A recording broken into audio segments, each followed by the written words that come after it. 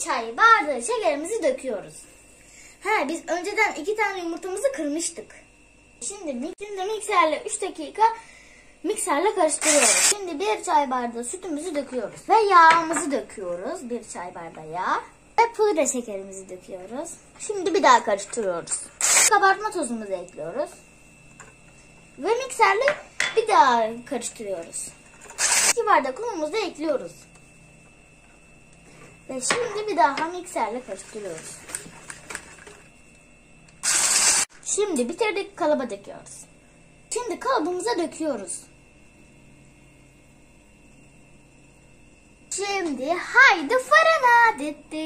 Bir paket krem şantimizi kabımızın içine döktük. Şimdi sütümüzü döküyoruz.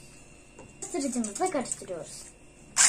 Krem şantimiz hazır. Dolaba gidiyor. Hadi gel gidelim. Sicinimizin üzerini yapıyoruz. Şimdi 2 bardak portakal suyumuzu döktük. Şimdi 1 çay bardağı şekerimizi döküyoruz. Vanilyayı döküyoruz. 2 yemek kaşığı nişastamızı ekliyoruz. Ve çırpıcı ile çırpıyoruz. Ocağımızın üstüne aldık, pişmeye bırakıyoruz ve o pişsin diye karıştırıyoruz onu. Ocaktan aldık, soğusun diye karıştırıyoruz.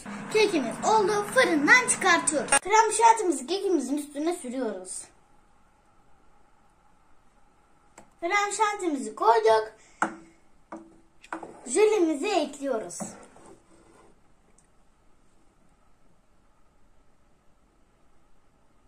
Şimdi süslemeye geçtik.